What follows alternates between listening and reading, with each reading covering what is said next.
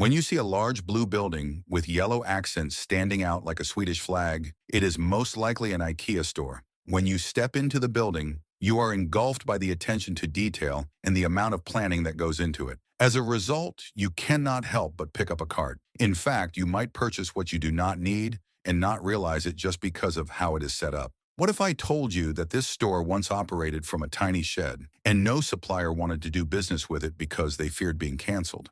How did IKEA overcome this to become the largest furniture retailer in the world? This is the story of IKEA. The story begins when Achim Erdmann Krempard, a young man from a rich aristocratic family in Thuringia, falls in love with Franziska, a young lady from a lower-class family. As with most wealthy families, Achim's family objected to their union, but they defied all odds and got married. After their wedding, Achim was cut off from the family wealth, and they were also victims of economic hardship in post-industrial Germany. So Achim decided it was time for him and his wife to move away.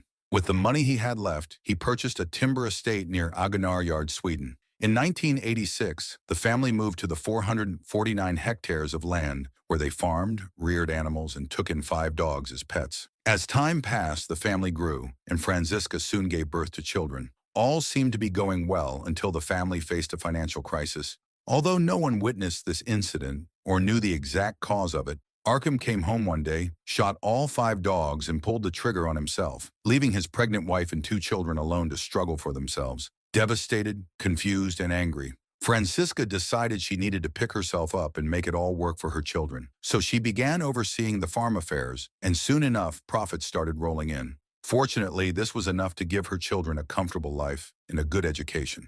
Fast forward to years later, her children began starting their own families while still living on the large farmland, giving her grandchildren whom she could dote over. One of these grandchildren was Ingvar Kamprad, who, unknown to them at the time, would become one of the richest men in the world and the founder of the world's largest furniture retailer, Ikea. Franziska's son, Fyodor Kamprad, and his wife Berta gave birth to Ingvar Kamprad on the 30th of March, 1926. Soon enough, Ingvar became Franziska's favorite grandchild. They'd spend time together playing on the farm and doing all sorts of things grandmothers did with their grandchildren. At the very tender age of 5, everyone noticed Ingvar's entrepreneurship spirit. At the time, he bought 100 matchboxes for 88 Swedish cents and sold them individually for 3 cents each, making a ton of profit. Of course, his grandmother was always his first customer, giving him the confidence boost he needed to sell to more people.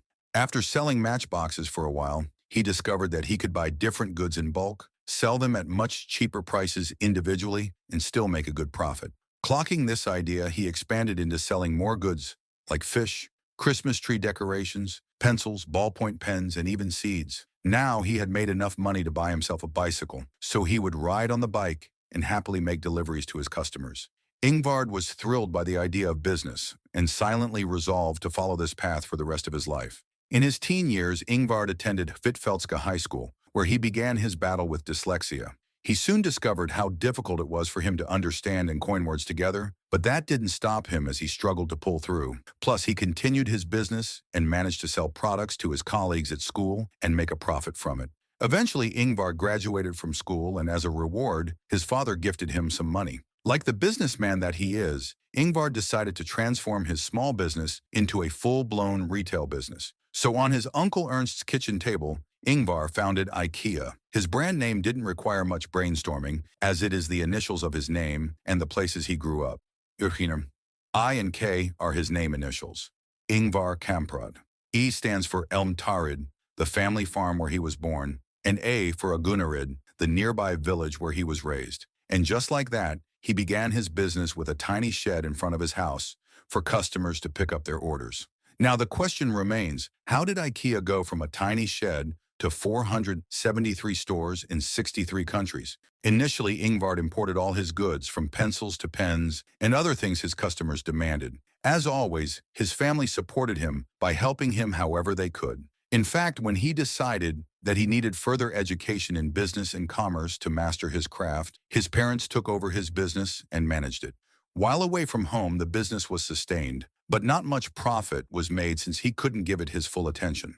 Eventually, after 5 years of learning the do's and don'ts of business, he was done and ready to take IKEA to the next level. In 1948, Ingvar decided to add furniture to IKEA's list of products. Fortunately for him, It was great timing because it was after World War II, and the Swedish government had just started its affordable housing project, which meant that many of those houses needed furnishing. However, IKEA was not the only company that distributed furniture. In fact, at the time, nothing differentiated them from the numerous furniture retail stores. All of them were a mail-order business, which meant that consumers made orders through mail without the need for a physical store. Moreover, Ingvar also noticed another common pattern in businesses. From education and hands-on experience, he knew that manufacturing products were way cheaper than their selling price. At least if it was just a one-store problem, the others, including himself, just needed to lower the price and steal their customers. But that wasn't the case. With further observation, he discovered that less attention was paid to each store's distribution channels,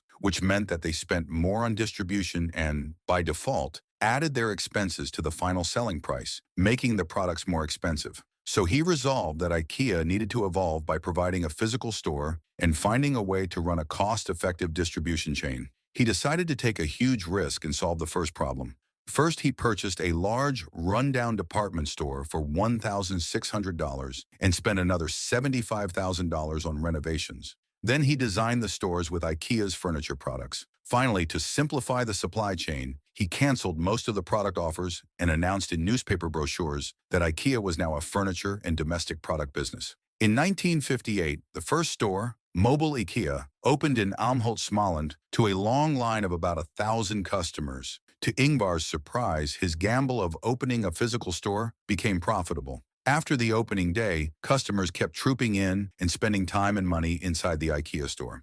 Apparently, people liked that they could see what they wanted to purchase before making payment, and there was no doubt that IKEA was positioned for rapid growth. As Ingvar was enjoying the profits of his strategy, little did he know that he had made new enemies in his industry. As expected, the rapid growth of IKEA didn't sit well with the rest of the furniture dealers. How dare he come from nowhere and steal their customers? It was never going to sit right with them. So what did they do? Started all efforts to boycott him. At the time, the National Association of Furniture Dealers participated in trade fairs, where everyone could showcase their products in brochures to prospective consumers. Being one step ahead, Ingvar didn't use brochures like the others. Instead, he brought the products with him, and since his prices were lower, he sold them before the end of the trade fair. Of course, this made them more furious. First, they complained that the trade fair was for showing, not buying, so they made it a basis to ban IKEA from the trade fair. In response to their verdict, Ingvar created subsidiary companies and sold furniture through them. When they discovered this, they banned every exhibition from displaying their prices since IKEA's prices were lower. Again, Ingvar was one step ahead and started his own trade fair in Sweden's largest cities. Then they banned IKEA and Ingvar from holding trade fairs. As if that wasn't enough, the National Association of Furniture Dealers sent a letter to all Swedish furniture suppliers as a final attack. The letter was straightforward. If you sell to IKEA, we will no longer buy from you. Of course, no one will sell to one person in place of 100 more. So IKEA faced a major problem. Customers were trooping in, but there were no products to sell. How would Ingvar overcome this? Now, in the middle of a mountain and a molehill, Ingvar was confused about what to do. Many suppliers were unwilling to work with them, and even the few who were willing did so in secret. They either delayed their orders or brought in the shipment at night to avoid being associated with IKEA. Ingvar was soon tired of this frustrating situation, so he came up with new strategies. First, he made sure that, as opposed to other furniture dealers who took about 3 months to pay their suppliers, IKEA paid within 10 days and treated the suppliers willing to work with them like royalty. Secondly, he and his team started to make little changes to the furniture design. That way, they could claim it as theirs, and the National Association of Furniture Dealers wouldn't have control over it. Finally, he started to order some of his products from Poland, and soon they became a major distributor. With these strategies, his supply problem was solved, and he could meet customers' demands. Shortly after this, Ingvar discovered something that would change the course of IKEA forever and give it its major success.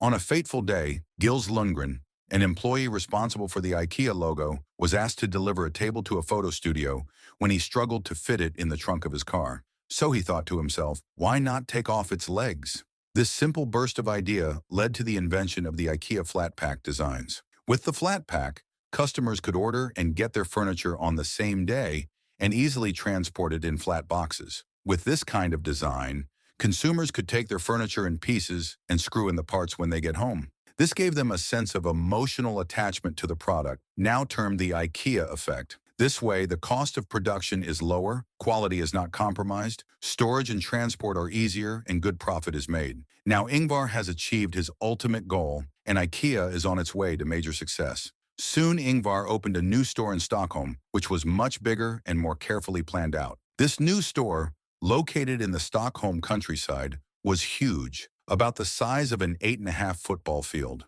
With this new space, Ingvar decided to play on the psychology of his customers and designed it so that no one would come in without purchasing something. The building was designed in a one-way layout, which IKEA calls the long natural way. In this layout, there was only one entrance and one exit, so you cannot just go to the section you want, make your purchase and leave. You have to pass through the 3 floors consisting of the furniture showrooms where you can see the furniture in use, the market hall, which houses the smaller and cheaper items, and the warehouse where you place your orders and pay the cash register. At the entrance, customers take a piece of paper on which they write the codes of the products they want to purchase. Additionally, the products are laid out, so you see the expensive ones before the cheap ones. Naturally, once you have written the codes for the expensive ones you need, it seems like a steal when you get to the much more affordable section, so you would be false to buy on impulse. With this strategy, customers will spend hours inside the IKEA store and will not even realize it, as it will be more of an experience than a shop visit. But Ingvar soon noticed that sales declined during lunchtime when customers had to go out for food. To solve the problem, he opened a restaurant inside IKEA. That way, more money is generated, and if the food is good enough, people would come just to eat, and curiosity would lead them into the store. From then on, IKEA cracked the retail business code and has never looked back. They have since opened various stores in over 60 countries worldwide. In 2008, IKEA was named the largest furniture retailer in the world, and no other company had been able to take its place. Most recently, in 2024, IKEA sold 45.1 billion euros worth of goods. Ingvar Kamprad maintained his frugal lifestyle despite his position as one of the richest men in the world. As of 2006, he was still driving a 1993 Volvo, flew economy class, kept salt and pepper packs in restaurants, and even encouraged his employees to print on both sides of the paper. On the 27th of January 2018, Ingvar died of pneumonia in his sleep at the age of 91. Even after his death, IKEA has continued to grow under the management of his sons and the avid loyalty of his employees, whom he always greeted with a hug and treated like family. If you found this story inspiring, please like, subscribe, and hit the notification bell to stay updated on more exciting content like this. Thank you for watching. See you in the next video.